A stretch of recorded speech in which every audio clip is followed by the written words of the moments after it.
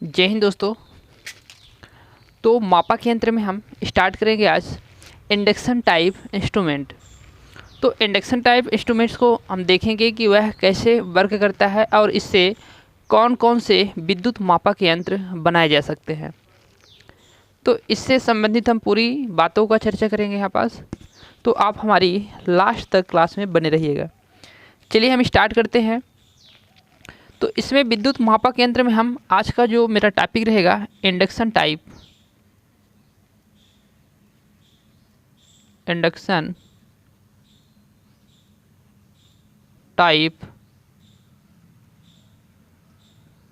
Instrument.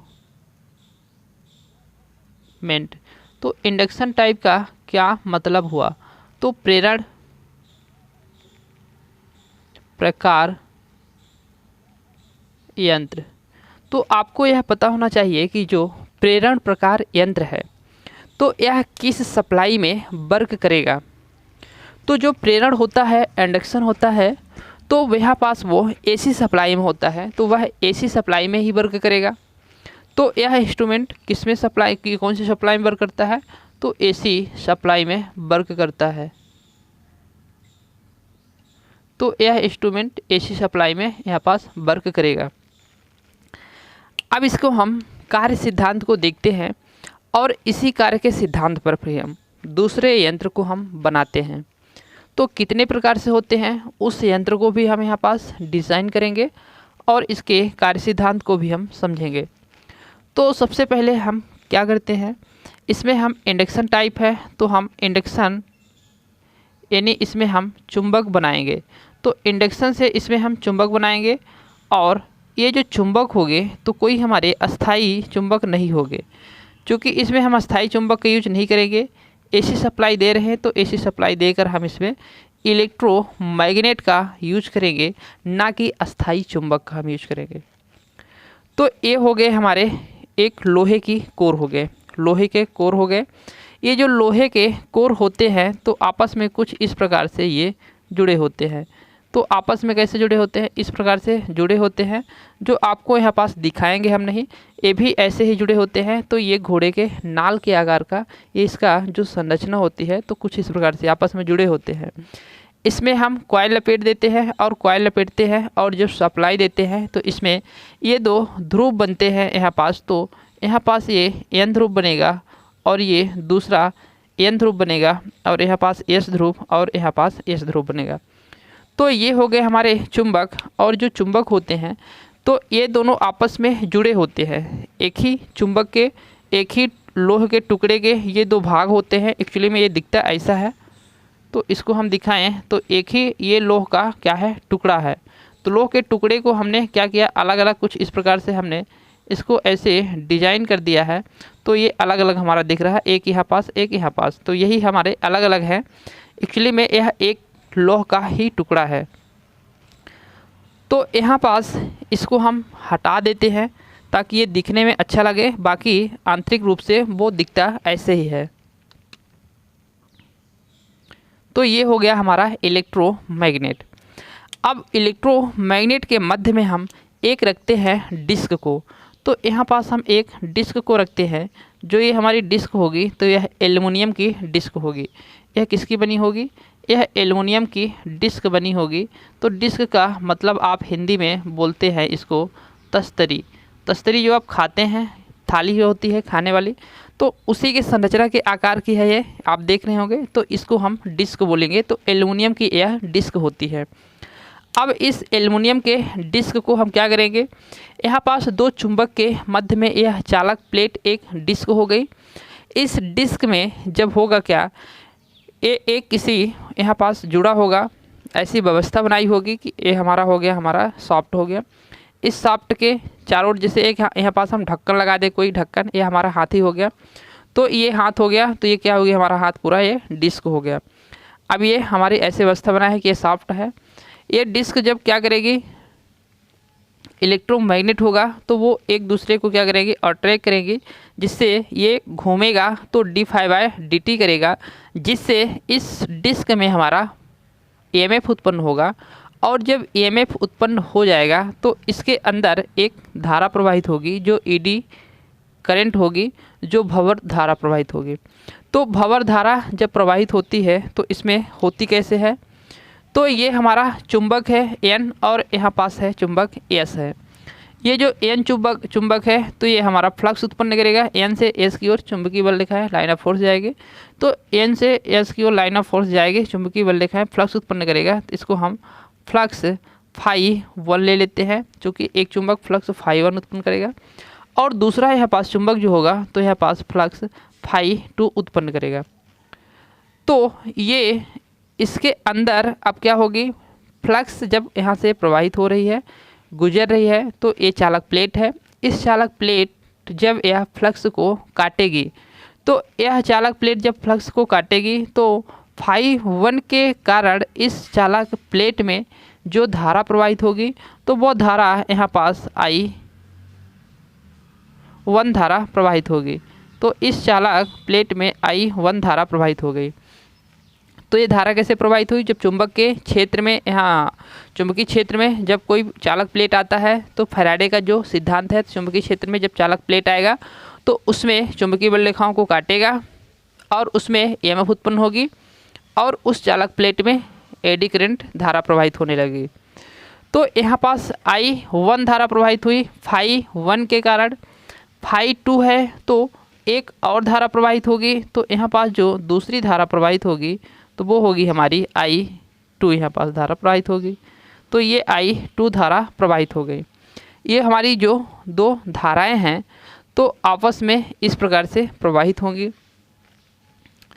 अब यहाँ पास इसमें धारा जब प्रवाहित होगी तो क्या होगा, तो जो फाई है तो धारा कैसे प्रवाहित हुई, तो फाई जब क्या किया, चुंबकीय फ्लक्स जो होता है, तो फैराडे ने क्या बताया कि जो चुंबकीय फ्लक्स को आपस में कौन काटेगा, यहाँ पास d phi by d t करेगा, ये फैराडे लॉ है। तो इसमें क्या होगी, यहाँ पास EMF उत्पन्न हो जाएगी। ये क्या है, EMF उत्पन्न हो जाएगी। जब EMF उत्पन्न होगी तो इसमें एडी करंट प्रवाहित होगी। तो इसमें जब EMF उत्पन्न होगी तो इस चालक प्लेट को जो चुंबकीय क्षेत्र है तो बाहर की ओर धकेलने का प्रयास करेगा। तो बाहर की ओर धकेलने का जैसे ही प्रयास करेगा तो यहाँ पास जो सॉफ्ट होगा तो वो सॉफ्ट क्या होगा, ये जो तस्तरी है तो कोई सॉफ्ट से जुड़ा होगा, सॉफ्ट इसके चारों ओर है। तो जब इस तस्तरी को बाहर की ओर धकेलने का प्रयास करेगा तो ये जो सॉफ्ट है तो ये घूम जाएगा। तो इसी से जुड़ा होगा पॉइंटर और वो पॉइंटर क्या करेगा, डिफ्लेक्ट करेगा, विक्षेपण करेगा। तो इसको हम देखेंगे कि जो इसमें डिफ्लेक्शन है, विक्षेपण है, वो कैसे होता है। तो यहाँ पास जो डिफ्लेक्शन होगा तो डिफ्लेक्शन को हम क्या बोलेंगे, यहाँ पास कि वो जो टार्क उत्पन्न होगा, यहाँ पास जो डिफ्लेक्टिंग टार्क उत्पन्न होगा वो हमारी डिफ्लेक्टिंग टार्क यहाँ पास उत्पन्न होगा। पहले इसको हम ऐसे देखें कि जो हमारी φ1 फ्लक्स है और एक है φ2 फ्लक्स है। जो φ1 फ्लक्स यहाँ पास उत्पन्न हो रही है वो लिंक कर रही है, φ1 जो फ्लक्स है वो I2 से लिंक कर रही है। आप देख रहे होंगे कि I2 से लिंक कर रही, तो यहाँ पास I2 हो गई। जो φ2 फ्लक्स है वो I1 से लिंक कर रही, मतलब जुड़ रही, तो यह I1 से लिंक कर रही। तो सीधा सा हमको दिख रहा कि जो इसमें फ्लक्स है वो I करंट के अनुक्रमपाती है, या फिर बोल सकते हैं जो I करंट है वो फाई के अनुक्रमपाती है और जो ये φ2 है वो I1 के अनुक्रमपाती है। तो यहाँ पास सीधी सी बात ये है कि जो फ्लक्स है तो वो फ्लक्स किसके अनुक्रमपाती है, यहाँ पास तो डिफ्लेक्टिंग टार्क जो इसमें उत्पन्न होगा वो फ्लक्स के अनुक्रमपाती होगा। कैसे, तो यहाँ पास जो डिफ्लेक्टिंग टार्क उत्पन्न होगा तो टार्क निर्भर करता है धारा के ऊपर निर्भर करता है, और यहाँ धारा किसके अनुक्रमपाती है, फाई के अनुक्रमपाती है। तो यहाँ पास जो डिफ्लेक्टिंग टार्क उत्पन्न होगा वो होगा φ1 और यहाँ पास φ2। और यह डिफ्लेक्टिंग टार्क उत्पन्न होता है जो, तो वो निर्भर करता है कि इन दोनों चुंबक के मध्य का कोण कितना है, कलांतर कितना है। तो इन दोनों चुंबक के मध्य के जो कोण होते हैं तो कोण कैसा होगा, तो कोण यहाँ पास हम देखेंगे कि यह हो गया हमारा फाई 1 होगा और ये होगा हमारा फाई 2 होगा। इसके मध्य में जो कोण होगा अल्फ़ा, इस अल्फ़ा का मान कितना होता है, तो इस अल्फ़ा के मान के ऊपर डिपेंड करता है इसमें उत्पन्न होने वाला डिफ्लेक्टिंग टार्क। तो डिफ्लेक्टिंग टार्क किसके ऊपर डिपेंड करता है, इन दोनों चुंबक के मध्य के जो साइन वैल्यू होती है। तो साइन वैल्यू या मान के अनुक्रमानुपाती होता है, तो यहाँ साइन वैल्यू के अनुक्रमानुपाती होगा। अब यहाँ पास जो फाई 1 और आई 1 है, सॉरी फाई 1 और फाई 2 है, वो अनुक्रमानुपाती है किसके, यहाँ पास धारा के। तो इसको हम यूं ही ऐसे लिख सकते हैं कि सॉरी I1 और यहाँ पास होगा I2, तो ये अनुक्रमानुपाती हो जाएगा साइन वैल्यू के। अब यहाँ जो अनुक्रमानुपाती है इसको जैसे ही हम ओपन करेंगे तो हमारा एक नियतांक निकल के आता है, जो नियतांक होगा यहाँ पास। तो नियतांक यहाँ होता है हमारा R, नियतांक यहाँ पास होगा K, जो K होगा तो वो नियतांक होगा I1 और यहाँ पास I2 साइन अल्फ़ा। अब इस K के मान को जब हम रखते हैं तो K का मान यहाँ होता है omega by R I1 I2 sine alpha. अब ओमेगा का मान आपको पता होना चाहिए कि कितना होता है। तो ओमेगा का मान बेसिक थ्योरी में मैं बताया हूँ कि ओमेगा का मान कितना होता है। तो अनुपाते ओमेगा का मान होता है 2 पाई एफ। तो 2 पाई एफ में यहाँ पास और बाई आर जो दो धारा है, तो इन दो धाराओं को हम यहाँ पास लिखेंगे I1 और I2 और साइन वैल्यू। तो यहाँ से हमको यहाँ तक इतना निकालने की क्या आवश्यकता थी, तो इसमें बताना यह था कि जो AC से चलने वाली यहाँ सप्लाई है तो उसमें फ्रीक्वेंसी होगा। तो फ्रीक्वेंसी यदि चेंज होती है, यहाँ पास आप देखेंगे कि फ्रीक्वेंसी का मान बढ़ता है तो डिफ्लेक्टिंग टार्क का भी मान बढ़ जाएगा। यदि फ्रीक्वेंसी घटती है तो डिफ्लेक्टिंग टार्क का मान भी घट जाएगा। कहने का मतलब कि जब फ्रीक्वेंसी परिवर्तित होगी तो डिफ्लेक्टिंग टार्क का मान भी परिवर्तित हो जाएगा। और AC में फ्रीक्वेंसी होती है, तो यह जिस फ्रीक्वेंसी पर इसको हम डिजाइन करेंगे उसी फ्रीक्वेंसी पर इसको हम यूज कर पाएंगे। अदरवाइज फ्रीक्वेंसी चेंज होती है तो फिर इसको हम यूज नहीं कर पाएंगे। तो इसमें फ्रीक्वेंसी चेंज हो गई तो उसको हम बोलेंगे कि फ्रीक्वेंसी त्रुटि, इसमें चूँकि त्रुटि उत्पन्न हो जाएगी तो फ्रीक्वेंसी त्रुटि इसमें होती है।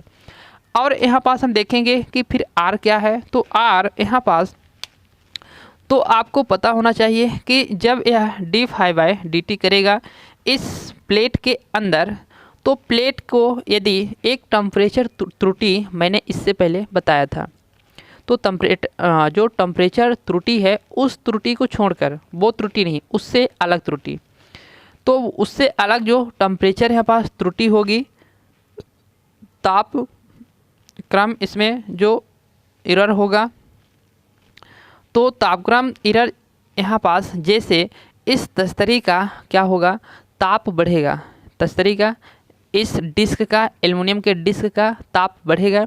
तो इसमें जो फ्लक्स के कारण उत्पन्न हो रही है EMF, तो उस EMF के कारण जो इसमें धारा प्रवाहित हो रही है एक बंद लूप में भंवर धारा, तो उस धारा के जो मार्ग में यहाँ पास प्रतिरोध आएगा, तो उस प्रतिरोध को यह R दर्शाएगा। तो जो भंवर धारा है, तो भंवर धारा के रास्ते में मध्य में जो प्रतिरोध कार्य करेगा, तो उस प्रतिरोध को यहाँ पास यह R दर्शाता है। तो यह R और यहाँ पास F का मतलब आप समझ गए होंगे। तो सीधा सा ये मतलब बताएं तो इसमें फ्रीक्वेंसी एरर और तापक्रम त्रुटि कैसे, जो इसके ताप बढ़ेगा तो इस तस्तरी का भी ताप बढ़ेगा, और ताप बढ़ने से क्या होता है, ताप बढ़ता है तो जो कंडक्टर का वो गुण होता है, तो ताप बढ़ने पर उसका रेजिस्टेंस बढ़ता है, रेजिस्टेंस बढ़ेगा तो धारा का यहाँ मान कम होगा, और धारा का मान कम होगा तो फिर वह त्रुटि उत्पन्न करेगा, एरर उत्पन्न करेगा। तो इस प्रकार से यहाँ पास हमने देखा कि तापक्रम त्रुटि और फ्रीक्वेंसी त्रुटि इसमें होता है इंडक्शन टाइप इंस्ट्रूमेंट में। तो इंडक्शन टाइप इंस्ट्रूमेंट में फ्रीक्वेंसी त्रुटि और तापक्रम त्रुटि होता है। तो इसके मध्य का जो आदर्श कोण होता है, जो इसकी अच्छी एफिशिएंसी मानी जाएगी, वो आदर्श कोण, यदि इसके मध्य का आदर्श कोण यदि साइन 90 डिग्री होता है तो वह एंगल वो कैसा माना जाएगा, आइडल एंगल माना जाएगा। तो इसके मध्य का जो आदर्श कोण होता है, आदर्श कोण होता है वो कितना होता है, 90 डिग्री। तो आदर्श कोण साइन जो वैल्यू है, साइन वैल्यू का मान यदि 90 डिग्री है तो उसका कोण कैसा माना जाएगा, आदर्श एंगल माना जाएगा, आदर्श कोण माना जाएगा। यहाँ पास आपको पता है कि φ1 और φ2 क्या है, ये दोनों के मध्य का कोण है। φ1 और φ2 दोनों फ्लक्स के मध्य का कोण है। इसको लिख दें कि आपको पता हो जाएगा, लिख देते हैं। जो φ1 एंड φ2 है तो दोनों फ्लक्स के मध्य का कोण है। तो φ1 और φ2 दोनों फ्लक्स के मध्य का कोण है, एक φ और एक φ2, φ1 और φ2 इन दोनों के मध्य का कोण है। तो इसके सिद्धांत पर हम क्या करते हैं, इसके सिद्धांत पर हम बनाते हैं अब यंत्र को। तो इसके सिद्धांत पर जो यंत्र हम बनाएंगे तो वो हम वोल्टमीटर बना सकते हैं, आमीटर बना सकते हैं, वाटमीटर बना सकते हैं और यहाँ पास एनर्जी मीटर बना सकते हैं। क्या क्या बना सकते हैं, वाटमीटर बना सकते हैं, वोल्टमीटर, अमीटर, वाटमीटर और एनर्जी मीटर। तो इस यंत्र को हम यहाँ पास इसके सिद्धांत पर बना सकते हैं। अब इसका जो सिद्धांत होता है तो इसके सिद्धांत पर यंत्र को हम कैसे बनाते हैं, तो उनकी बनाने की जो विधि है तो बहुत सारी कई प्रकार से है। तो एक प्रकार की हम कोई विधि को यहाँ पास लेंगे और उसके सिद्धांत को समझते हैं कि यह कैसे कार्य करता है। तो एक विधि होती है जो, तो वो होती है शेडेड रिंग टाइप की विधि। तो उस शेडेड रिंग टाइप की हम विधि को यहाँ पास लेंगे और समझेंगे कि इंडक्शन टाइप जो इंस्ट्रूमेंट होता है वह कैसे काम करता है। तो इसके सिद्धांत को समझ लिए हैं, अब वह बनाया कैसे जाता है उसको हम देखेंगे। तो इसको हम इरेज करते हैं, इसकी PDF आपको मिल जाएगी मेरे टेलीग्राम पे, ओके। और इसको हम आगे बढ़ते हैं। अब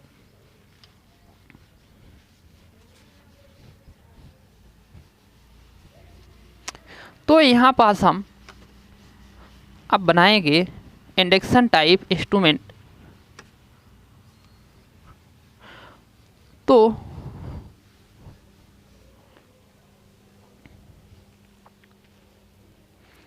इंडक्शन टाइप इंस्ट्रूमेंट बनाने के लिए हमको करना क्या होता है, तो यहाँ पास हम लौह के पीस को ले लेंगे। क्या ले लेंगे, लौह के पीस को ले लेंगे, पीस यानी टुकड़े को हम ले लेंगे।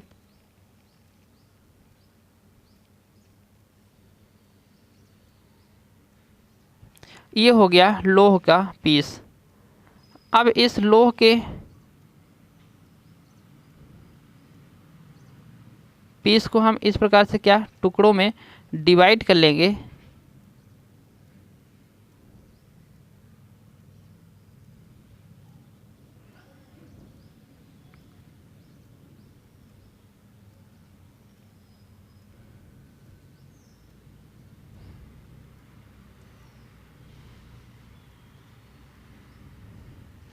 इस प्रकार से लौह के टुकड़े को हम डिवाइड कर लिए।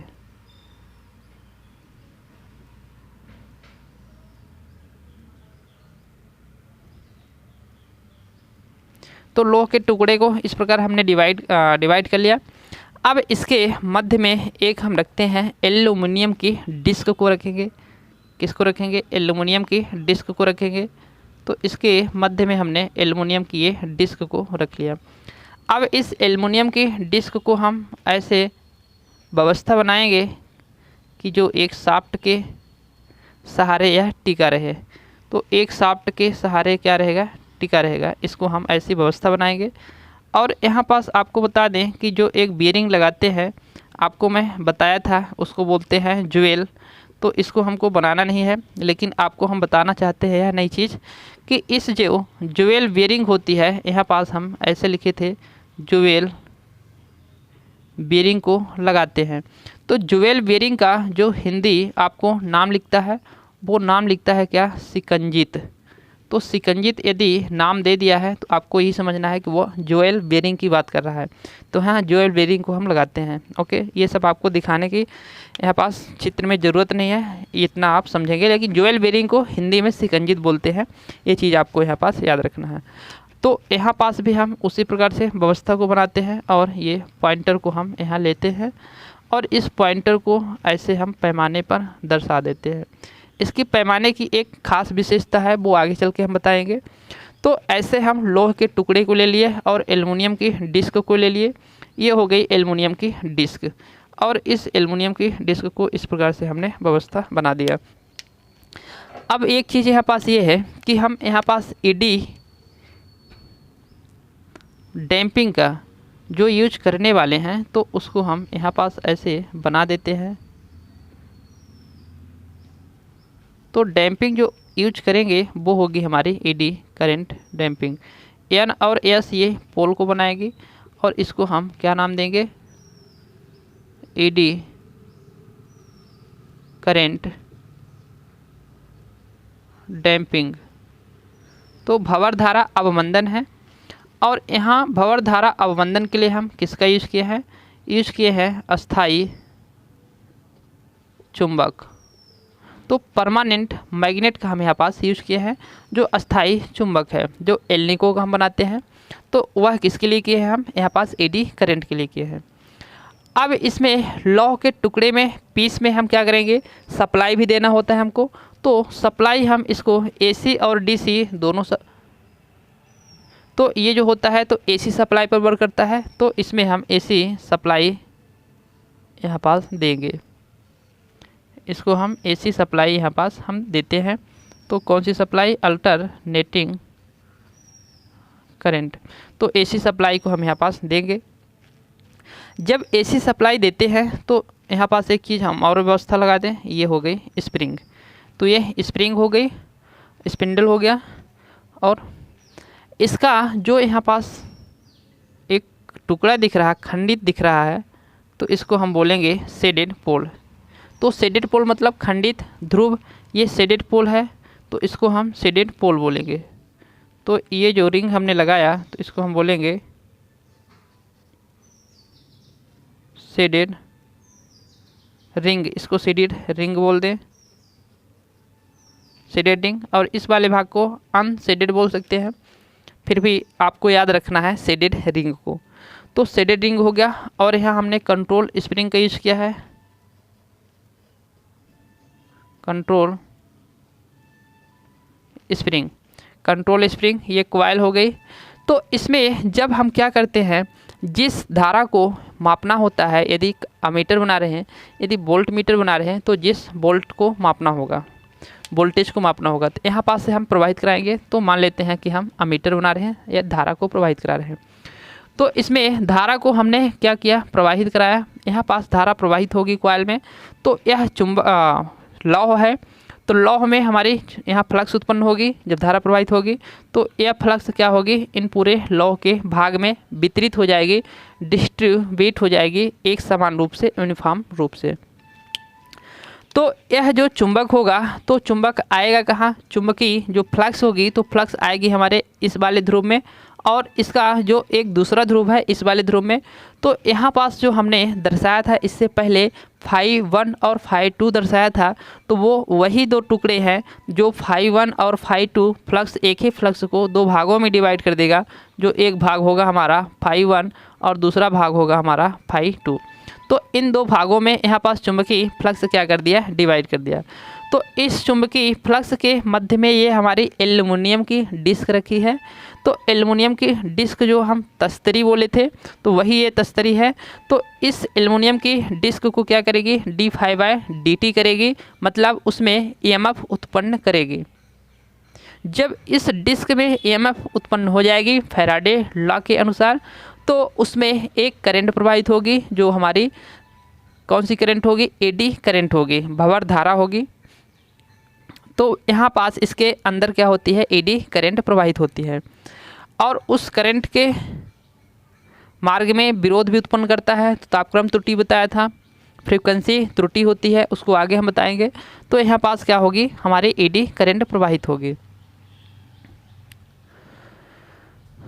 तो इसमें जब एडी करंट धारा प्रवाहित होगी, तो यह एल्युमिनियम की जो डिस्क है, तो इसमें जब d∅dt हुआ, ईएमएफ उत्पन्न हुआ, जब ईएमएफ उत्पन्न हो गया, तो वह ईएमएफ उत्पन्न होने के कारण इसमें एक बल कार्य करता है, जो एक फोर्स कार्य करता है। वह फोर्स इस एल्युमिनियम की डिस्क को बाहर की ओर धकेलने का प्रयास करेगा, तब एल्युमिनियम की डिस्क घूमने लगेगी।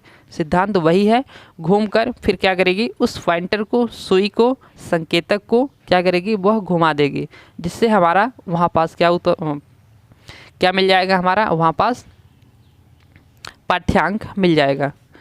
और इसको कंट्रोल के लिए हमने कंट्रोल स्प्रिंग का यूज किया है। इसमें डैम्पिंग के लिए, अवमंदन के लिए हमने अस्थायी चुंबक यूज किया है, जो हमारा एडी करंट के द्वारा यह क्या करेगी, डैम्पिंग को कम करेगी। जो कंपन करने लगता है पॉइंटर, उस पॉइंटर को कम करेगी, और हमारा सही तरीके से उचित तरीके से यहाँ पास हमारी पाठ्यांक को यह दर्शाएगी, पाठ्यांक को देगी। तो इसमें जो हमने बताया, इसका सिद्धांत वही है। इसमें जो डिफ्लेक्टिंग टार्क होगा, तो डिफ्लेक्टिंग टार्क अनुक्रमानुपाती होगा। किसमें, दो यहाँ पास करंट है, दो फ्लक्स है, दो फ्लक्स के कारण यहाँ पास दो धारा उत्पन्न होगी, और वह दो धारा जो होगी, एक आई होगी और दूसरी आई होगी। और इसके धारा उत्पन्न जो हो रही है, तो वो फ्लक्स के कारण उत्पन्न हो रही है, और फ्लक्स जो है तो इसके बीच के एंगल के ऊपर डिपेंड करता है। तो एक फाई हो गया, और एक फाई1 हो गया, और एक फाई2 हो गया। इसके बीच के एंगल के ऊपर डिपेंड करता है कि कितना यहाँ पास फ्लक्स उत्पन्न होगी। तो यहाँ पास साइन अल्फ़ा इसके मध्य का कोण है।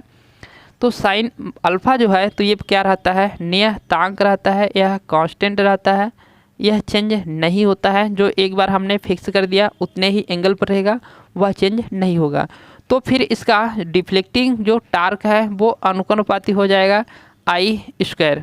तो I² के क्या हो जाएगा, यह अनुक्रमानुपाती हो जाएगा। तो आपको सीधा सा पता चल रहा है कि इसका जो पैमाना होगा अब वो कैसे होगा, समान होगा कि असमान होगा। तो यदि डायरेक्टली प्रोपोर्शनल होता I के, तो फिर क्या होता, समान होता, यूनिफॉर्म होता। इनडायरेक्टली है, असमान है, तो इसको हम नॉन यूनिफॉर्म है, तो इसको I² है, वर्ग के धारा के वर्ग के अनुपाती है, इसके लिए हम इसको बोलेंगे असमान है, नॉन यूनिफॉर्म है इसका स्केल। तो इसका स्केल कैसे होगा, फिर नॉन यूनिफॉर्म होगा।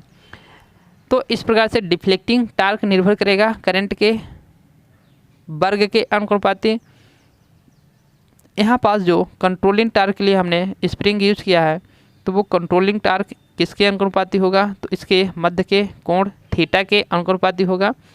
जब यहाँ पास कंट्रोलिंग टार्क और डिफ्लेक्टिंग टार्क बराबर होंगे, तो सुई क्या होगी, यहाँ पास सुई स्थिर हो जाएगी, सुई रुक जाएगी, सुई यहाँ पास रुक जाएगी। और फाइनली हमारा जो इसके मध्य का कोण है, वो कोण होगा हमारा अनुक्रमानुपाती, करंट के वर्ग के अनुक्रमानुपाती होगा, करंट के स्क्वायर के डायरेक्टली प्रोपोर्शनल होगा। तो यहाँ पास हमने इसका डिफ्लेक्शन देख लिया, डिफ्लेक्टिंग टार्क देख लिया, और इसके हम कुछ लाभ देखते हैं कि इसमें क्या लाभ होता है।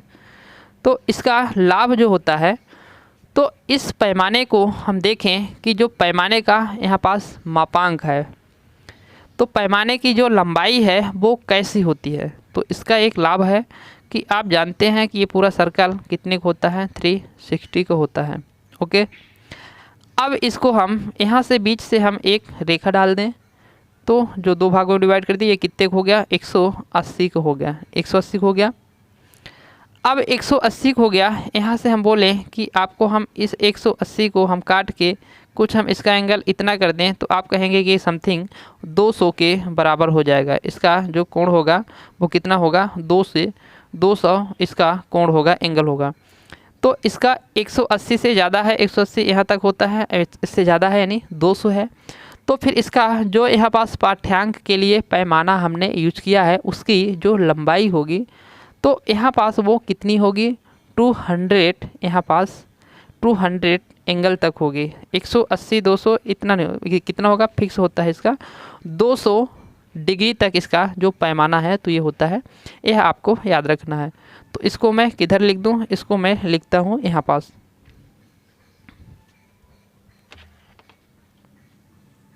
तो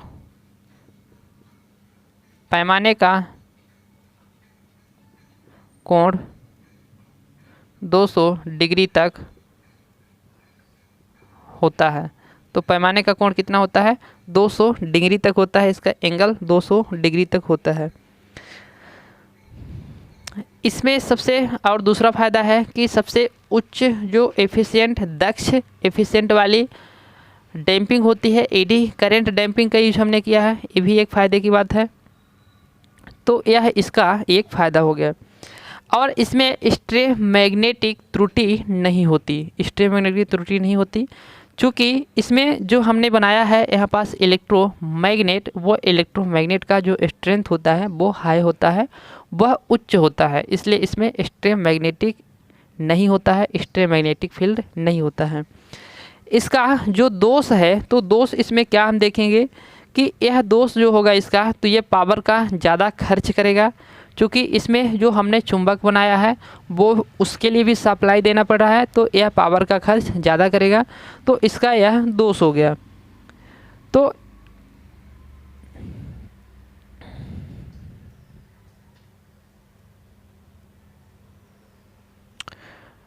और इसमें हम इसका दोष की बात करें तो इसके दोष को हम ओनली फॉर एसी सप्लाई से यूज कर सकते हैं। डीसी सप्लाई, इसमें हम डीसी सप्लाई को मेज़र नहीं कर सकते हैं। यदि इंस्ट्रूमेंट वोल्टेज या अमीटर बनाते हैं तो एसी सप्लाई को ही मेजर कर पाएंगे, डीसी को नहीं कर पाएंगे। दूसरा चीज़, इसमें फ्रीक्वेंसी त्रुटि होती है, आवृत्ति त्रुटि होती है, फ्रीक्वेंसी एरर होता है, और इसमें तापक्रम त्रुटि भी होती है। तो यह इसका हो गया दोष। तो इंडक्शन टाइप इंस्ट्रूमेंट के कार्य सिद्धांत को हमने यहाँ पास सचित्र के द्वारा समझा और इसकी विशेषताओं को भी हमने देखा। अब यहाँ पास दूसरा जो इंस्ट्रूमेंट होगा तो वो दूसरे इंस्ट्रूमेंट की हम चर्चा करते हैं। एक होता है आपका यहाँ पास स्टैटिक। तो इलेक्ट्रोस्टैटिक टाइप जो इंस्ट्रूमेंट होता है उस यंत्र को हम समझते हैं कि वह कैसे कार्य करता है, इसके सिद्धांत को हमने समझ लिया। तो इलेक्ट्रोस्टैटिक टाइप इंस्ट्रूमेंट को अब हम समझते हैं।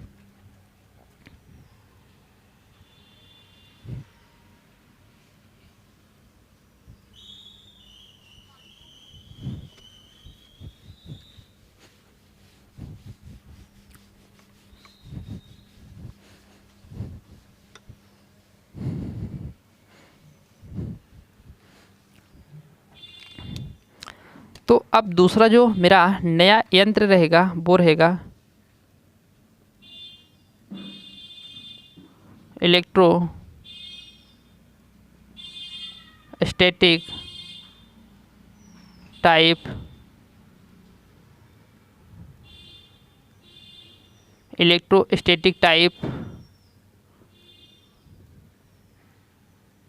इंस्ट्रूमेंट। तो इलेक्ट्रोस्टैटिक टाइप इंस्ट्रूमेंट का मतलब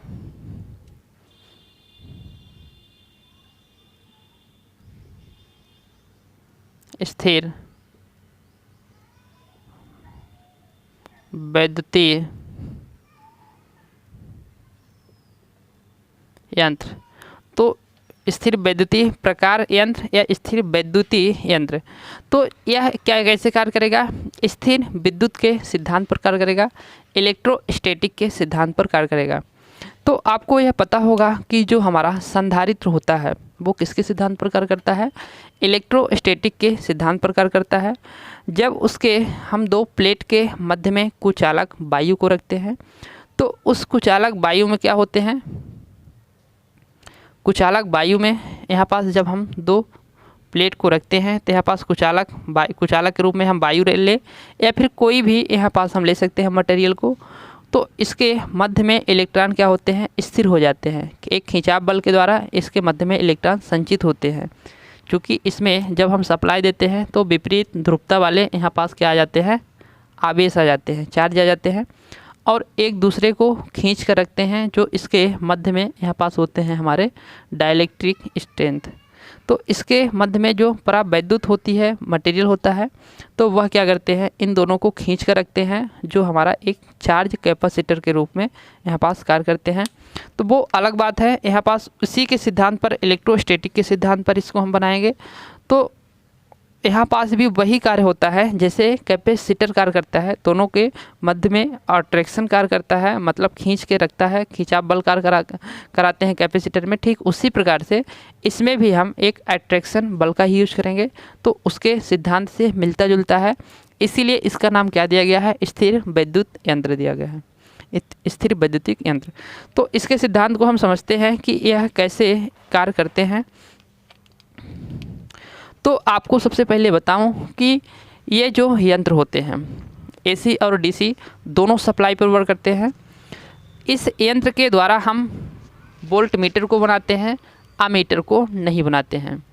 चूँकि वोल्टेज की जो आवश्यकता होती है यहाँ पास, तो बहुत ज़्यादा हाई वोल्टेज पर यह वर्क करता है, निम्न वोल्टेज पर यह वर्क नहीं करता, मतलब हाई वोल्टेज के लिए ही इसका ज़्यादातर यूज करते हैं।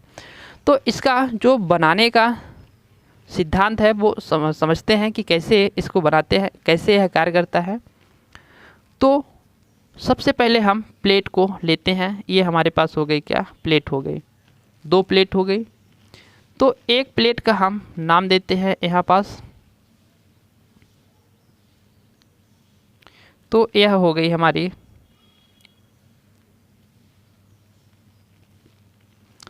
स्थिर चालक प्लेट, स्थिर चालक प्लेट हो गई। और ये हो गई हमारी चलित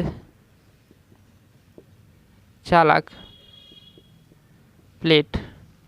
तो एक स्थिर चालक प्लेट हो गई और दूसरी मूवेबल प्लेट, मूवेबल हो गई, और एक कांस्टेंट हो गई। तो यह हो गई हमारी स्थिर। तो यहाँ पास 2 हमने प्लेट को ले लिया। अब इन 2 प्लेट को हम क्या करते हैं, इन 2 प्लेट को हम देते हैं सप्लाई। तो यहाँ पास हम सप्लाई देंगे। यह यंत्र हम एसी दे या फिर डीसी दे, दोनों पर यह कार्य करेगा। इसमें से हम ज़्यादातर क्या बनाते हैं, इसमें से हम ज़्यादातर बनाते हैं वोल्ट मीटर को। तो इसके सिद्धांत पर हम वोल्ट मीटर को हम बनाते हैं, इसके सिद्धांत पर वोल्ट मीटर को हम बनाते हैं। जब इसके मध्य में हम देते हैं विभवांतर, विभवांतर देंगे, तो उसमें 2 प्रकार के होंगे चार्ज, एक धन आवेशित और एक ऋण आवेशित। तो यहाँ हम विभवांतर देंगे। तो जो धन आवेशित चार्ज होंगे वो एक प्लेट के इस प्रकार से चार्ज संचित होंगे धन आवेशित, और दूसरे प्लेट के ऋण आवेशित चार्ज, ऋण आवेश यहाँ पास क्या होंगे, संचित होंगे। अब इसके मध्य में है हमारी वायु, क्या है, वायु है। तो इसके मध्य में वायु है, तो यह परावैद्युत कुचालक का कार्य करेगी, डाइलेक्ट्रिक यहाँ पास इंसुलेटर का कार्य करेगी, मटेरियल का काम करेगी वायु। तो उस वायु के डाइलेक्ट्रिक यहाँ पास जो मटेरियल होगी, तो वायु में क्या होते हैं इसको बताएं, तो छोटे छोटे पार्टिकल होते हैं। उस छोटे छोटे पार्टिकल में अणु जो मोलिक्यूलर होता है, तो उसमें भी क्या होंगे, प्रोटॉन होंगे और न्यूट्रॉन होंगे उदासीन। उसके बाहरी कक्षा में इलेक्ट्रॉन होंगे। तो इलेक्ट्रॉन जो होंगे तो वो चक्कर लगाएंगे, न्यूक्लियस होगा। तो इसके मध्य में हम क्या रख दिए हैं, चालक प्लेट को रख दिए हैं। इसके मध्य में हम चालक प्लेट को रख दिए हैं। विभवांतर देने पर एक साइड धन और एक साइड ऋण आवेश यहाँ पास क्या होते हैं, संचित होते हैं। तो इसमें जो इलेक्ट्रॉन होंगे तो वो क्या करेंगे, चक्कर लगाएंगे। और यहाँ पास जब हम सप्लाई देते हैं तो ये जो परावैद्युत सामर्थ्य है, तो इसी के अंदर ये हमारे आवेश एक दूसरे के विपरीत ध्रुवता वाले आवेश क्या करेंगे, अट्रैक्ट करेंगे। धन और ऋण एक दूसरे के विपरीत ध्रुवता वाले आवेश क्या करते हैं, एक दूसरे को अट्रैक्ट करते हैं, कूलॉम्स लॉ। और समान वाले रिपल करते हैं, प्रतिकर्षित करते हैं। तो यहाँ पास वही चीज़ होगा कि असमान ध्रुव वाले जो आवेश होंगे एक दूसरे को अट्रैक्ट करेगा, मतलब आकर्षित करेगा, और यहाँ पास क्या होगे, आवेश को संचित करके रखेगा।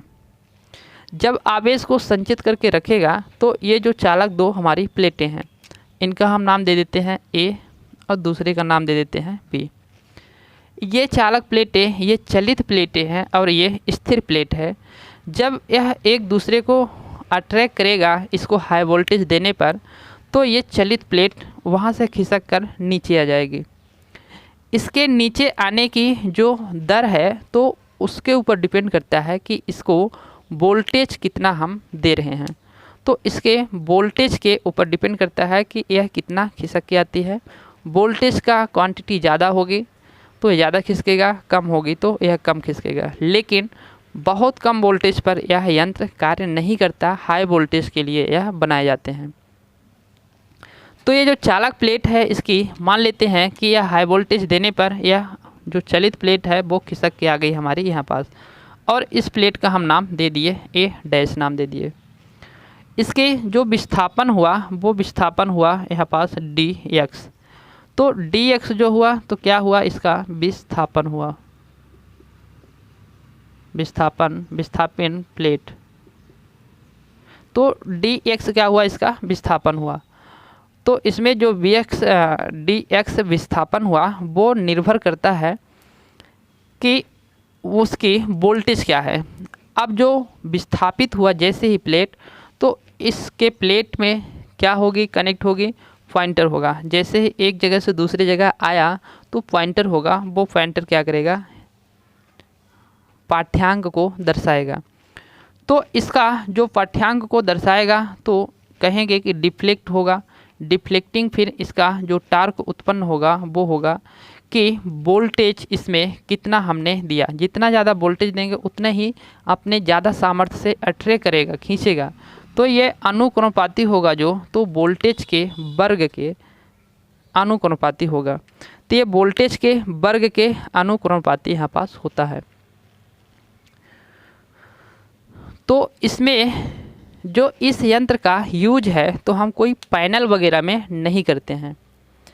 इस यंत्र को हम पैनल वगैरह में नहीं करेंगे। इसका यूज हम करते हैं प्रयोगशालाओं में, अनुसंधान केंद्रों में, रिसर्च सेंटर में इसका हम यूज करते हैं। तो अनुसंधान केंद्रों में इस यंत्र का यूज करेंगे, क्योंकि हाई वोल्टेज की अपने पैनलों में, अपने नॉर्मल प्रयोगशाला नॉर्मल घरों में कहाँ आवश्यकता पड़ती है, नहीं पड़ती। तो प्रयोगशालाओं में इसका यूज करेंगे, रिसर्च सेंटरों में करेंगे, अनुसंधान केंद्रों में। तो इसका हम यूज़ करते हैं अनुसंधान केंद्रों में। इसके द्वारा हम वोल्ट मीटर को ज़्यादातर सर्वाधिक मात्रा में वोल्ट मीटर को ही हम बनाते हैं। तो वोल्ट मीटर को इसके द्वारा हम बनाते हैं। तो इसको जो वोल्टेज होती है तो वोल्टेज वो उच्च मात्रा में देते हैं, और इस यंत्र को हम फिर दो भागों में डिवाइड कर देते हैं कि भाई उसमें वोल्टेज की मात्रा देंगे उच्च तो कितना, हम कुछ उसको निर्धारित कर लें कि कितना कितना उच्च देंगे। तो इसमें जो वोल्टेज की मात्रा हम देंगे तो उसको हम दो प्रकार से यंत्र को बना लेते हैं पहले, और उस यंत्र के आधार पर हम यहाँ वोल्टेज को डिवाइड कर देते हैं। तो यह जो यंत्र होते हैं वो दो प्रकार से होते हैं। कैसे? तो एक तो होता है आपका यहाँ पास कोऑर्डिनेट टाइप,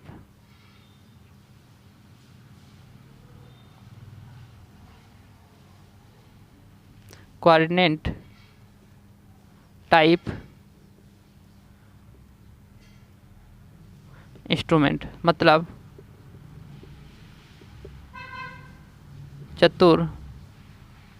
चतुर्थांश प्रकार यंत्र। तो जो चतुर्थांश प्रकार का यंत्र है यह कार्य करता है 100 वोल्ट से 20 kV तक। तो 100 वोल्ट से 20 kV तक के लिए यह कोऑर्डिनेट टाइप हमारा इंस्ट्रूमेंट कार्य करता है। और जो दूसरा इंस्ट्रूमेंट होता है तो यह हमारा होता है, दूसरा इंस्ट्रूमेंट यहाँ पास होगा जो अट्रैक्शन टाइप होगा। यहाँ पास अट्रैक्शन टाइप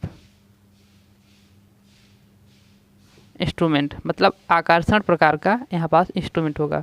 तो आकर्षण प्रकार का इंस्ट्रूमेंट हमारा यहाँ 500 kV, केवी में आपको ध्यान रखना है, वोल्टेज में नहीं लिखना है। तो के भी 500 kV के लिए यह बनाए जाते हैं, इसको डिजाइनिंग किया जाता है। तो हमको समझना होगा कि कोऑर्डिनेट प्रकार का जो यंत्र होता है तो इसका क्या मामला है, इसका क्या मामला है, ये कैसे कोऑर्डिनेट, इसका नाम कैसे दिया गया, तो उसको हम देखते हैं।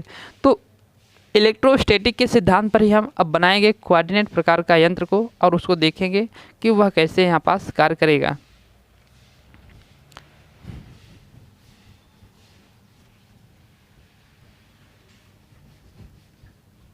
तो हम लेते हैं पहले वाले को, यहाँ पास हम पहले वाले को लेंगे, इसको कोऑर्डिनेट प्रकार चतुर्थांश प्रकार के यंत्र को।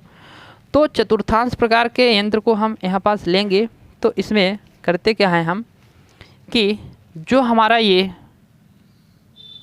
गोला होता है इसको हम 4 भागों में यदि डिवाइड करें तो इसको आप क्या बोलते हैं, फर्स्ट चतुर्थांश, सेकंड, थर्ड, इसको आप बोलते हैं फोर्थ को। तो यह कितना हो गए 4, चतुर्थ मतलब 4 और चतुर्थांश मतलब किसी एक को लेंगे चतुर्थांश। तो चतुर्थांश मतलब 4 में से किसी एक अंश को यहाँ पास उठाएंगे और लेंगे। तो इसको यदि हम ले लेते हैं फर्स्ट वाले को, तो यहाँ पास हम फर्स्ट वाले को क्या करते हैं, एक को हम ले लेते हैं, इन चतुर्थांशों में से किसी एक को लेंगे। तो एक को हम ले लेते हैं और यहाँ पास इसको घूमने के लिए हम व्यवस्था बना देते हैं। ठीक इसी प्रकार से एक और हम प्लेट को ले लेते हैं। तो ये हमारी जो चतुर्थांश प्रकार की थी, इसके प्लेट को हम किसी एक अंश को ले लिए हैं जो उसके चतुर्थांश के भागों में से कोई एक भाग है। तो इस प्लेट को हमने ले लिया और उसी प्रकार से हम एक और प्लेट को ले लेते हैं जो उतने ही हमारी लंबाई की होगी। तो यहाँ पास हमने 2 प्लेट ले लिया, एक ए और एक बी, 2 प्लेट हमने ले लिया। अब इन्हीं 2 प्लेटों को हम लेकर एक इन इंस्ट्रूमेंट को हम तैयार करते हैं। तो हम सबसे पहले क्या करते हैं कि इन 2 प्लेटों को हम यहाँ पास लेके तैयार करेंगे। तो एक प्लेट को हम लेते हैं यहाँ पास, ये हो गई।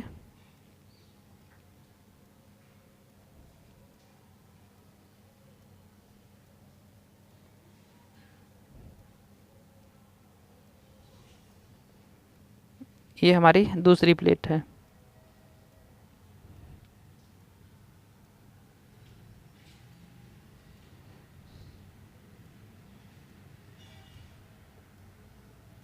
ये हमारे पास 2 प्लेट हो गए और इस प्लेट के मध्य में हम ऐसे एक इसको टिकाने की व्यवस्था को बनाएंगे। अब इन प्लेटों के मध्य में एक हम दूसरे प्लेट को लेते हैं यहाँ पास।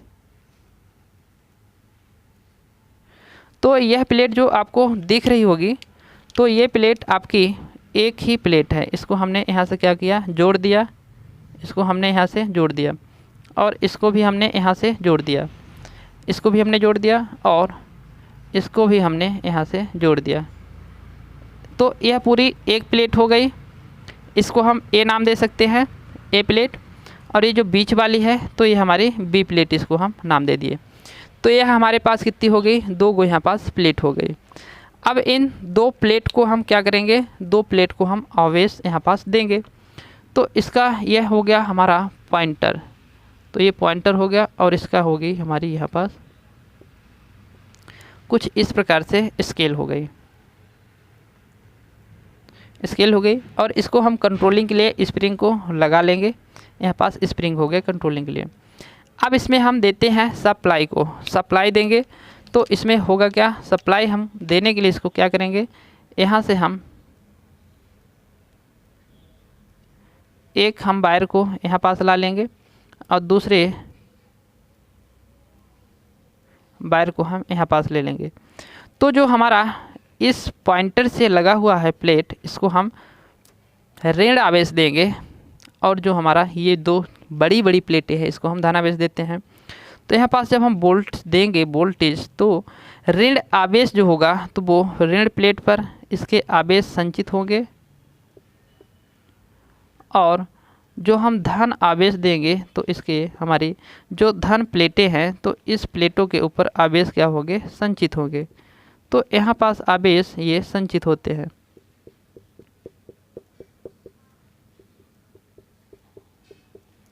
तो ये आवेश हमारे क्या हो गए, यहाँ पास स्टोर्ड हो गए, संचित हो गए। अब इसको जैसे हमने सप्लाई दिया तो वही प्रोसेस होगी। ये प्लेटें, एक स्थिर प्लेट होगी और एक चलित प्लेट होगी।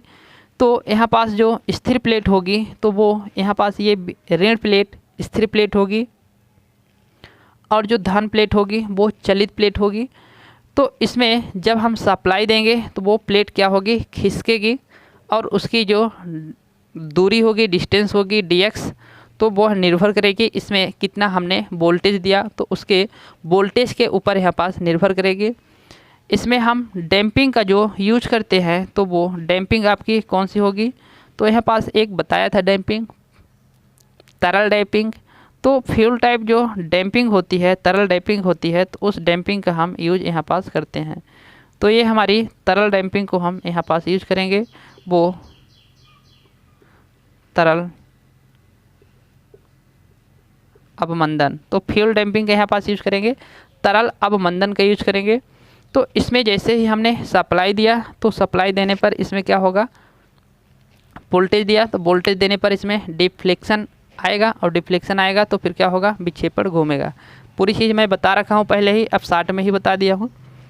तो इसमें जो डिफ्लेक्शन होगा इसका, तो डिफ्लेक्शन बोले तो डी होगा डिफ्लेक्शन, डिफ्लेक्टिंग टार्क, तो वो अनुक्रमपाती होगा वी स्क्वायर के अनुक्रमपाती होगा यहाँ पास। तो इसका जो वी स्क्वायर है मतलब वोल्टेज के डायरेक्टली स्क्वायर के प्रोपोर्शनल होगा।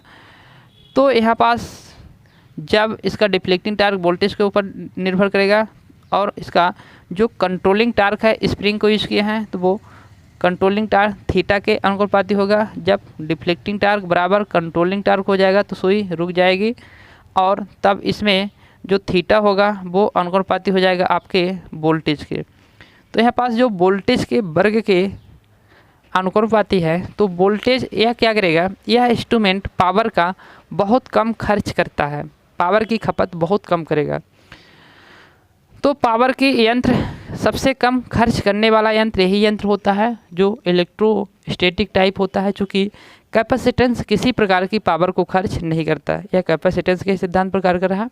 संधारित्र किसी प्रकार से पावर की खर्च नहीं करता, संधारित्र के सिद्धांत पर ही कार्य कर रहा है।